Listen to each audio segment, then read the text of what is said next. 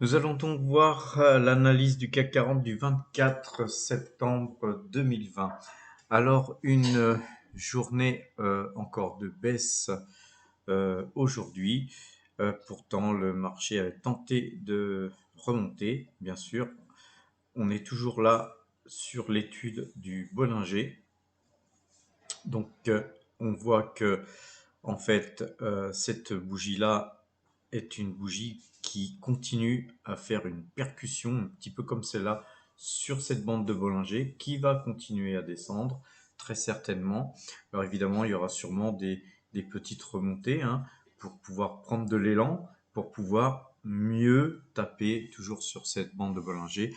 Pour l'instant, on va dire que le CAC 40 est plutôt mal en point. Quand on regarde les objectifs, hein, on a certainement demain un objectif sur les 4700, 4684, quelque chose du genre.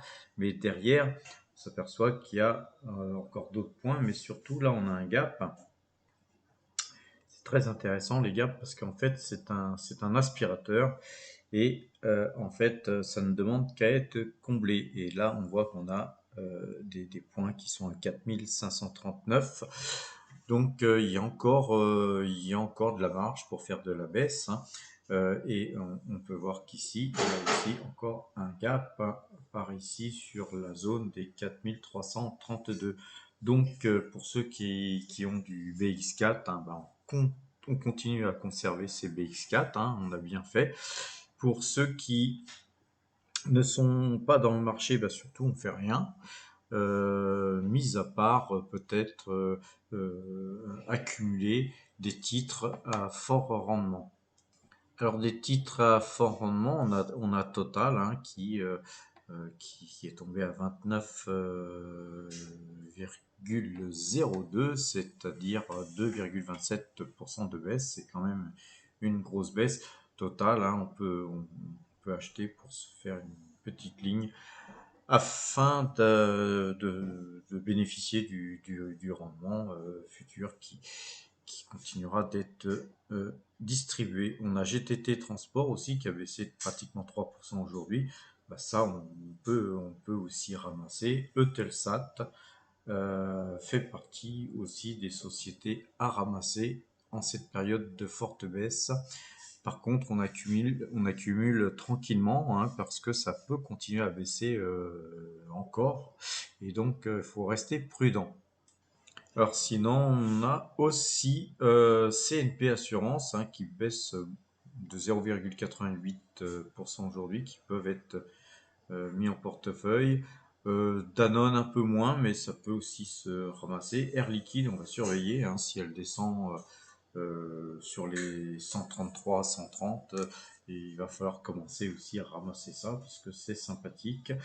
Voilà donc les valeurs que moi je conseille de ramasser dans la baisse sans attendre forcément des signaux graphiques ou techniques.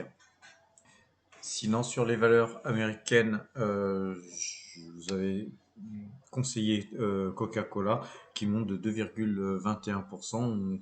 On continue à conserver ça, hein, comme BlackRock, Coca-Cola, Berkshire Hathaway aussi, hein, on conserve. Aujourd'hui, on a en fait Anico Eagle Mines qui reprend du poil de la bête. On va regarder le graphique. Et on s'aperçoit qu'effectivement, en fait, c'est uniquement là pour l'instant un retour dans la bande de Bollinger. Hier, on l'avait quitté, donc on est revenu assez loin et au-dessus en fait, on avale cette bougie rouge. Donc, c'est assez positif pour cette valeur. C'est aussi une valeur qu'on peut mettre en portefeuille parce que disposer dans une période de baisse de mines d'or ou d'actifs en or, ça a du sens. On va regarder un petit peu Tupperware qui aujourd'hui perd 4%, un peu plus de 4%. Donc on voit vraiment que là, toute cette hausse finit par s'incurver très progressivement et puis là on décroche. Donc il est fort probable, on décroche avec une moyenne 2 jours, 12 jours qui croisent. Il est fort probable que Tupperware amorce une phase baissière, donc à suivre, pour venir certainement aller toucher cette bande Bollinger inférieure qui, elle, est en fait encore assez loin, mais qui va continuer à monter en même temps que les cours vont baisser. Et pour terminer sur Kodak, hein, une valeur qu'on suit depuis quelques temps, où je vous avais encouragé de mettre des stops et là, je vous avais aussi encouragé à ne pas vous précipiter dans l'achat d'une valeur. Encore aujourd'hui, elle perd encore 2%, donc c'est pas parce qu'on est sorti à 10 qu'on doit se précipiter à 9,5 ou 9.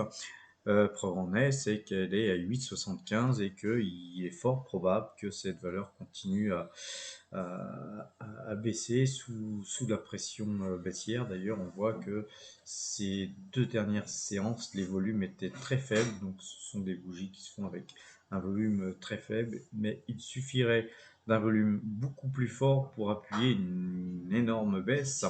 Effectivement, si avec des gros volumes, vous avez des gens qui se mettent à vendre, on aurait très vite fait d'aller combler ce gap dont je vous avais parlé hier. Donc on reste dans l'expectative de pouvoir la ramasser bien plus bas, et bien plus bas, ça peut effectivement arriver beaucoup plus vite que prévu, hein. En fait, une baisse à 6 euros, 6,73 €, hein, je vous ai dit, disons, même dans la zone des 7 euros, ça peut se faire, ça peut très bien se faire demain, quoi. En fait, par contre, en pourcentage, en termes de pourcentage, c'est des variations très très impressionnantes. D'ailleurs, il suffit simplement d'aller voir ce qui s'est passé ces derniers jours en termes de pourcentage. On a vu qu'on a eu une phase haussière qui était assez intéressante, hein. On voit que le 17 septembre, on avait plus 25%, pratiquement 26% de hausse. Le 18, on a encore plus 13%.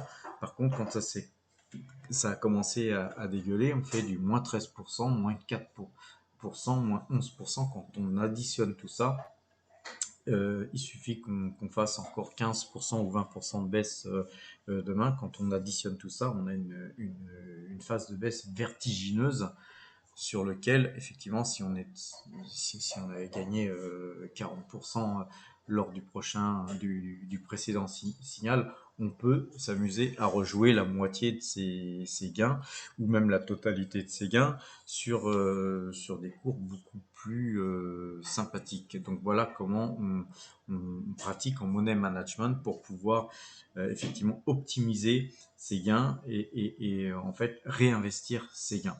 Voilà, je vous souhaite une bonne fin de soirée. Ça va être bientôt bonne nuit parce qu'il est 23h54. Et puis, je vous dis à demain si vous le voulez bien.